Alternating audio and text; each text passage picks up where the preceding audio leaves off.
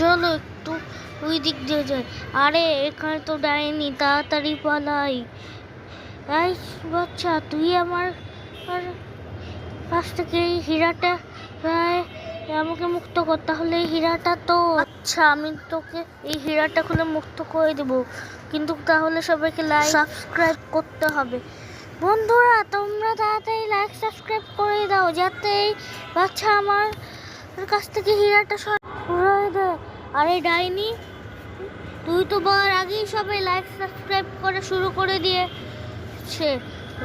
আচ্ছা, তাহলে এখন আমি এই হীরাটা তোর কাছ থেকে সরাই দিচ্ছি। ঠিক আছে? ঠিক আছে বাচ্চা, তুই আমার গা থেকে এই হীরাটা সরাই।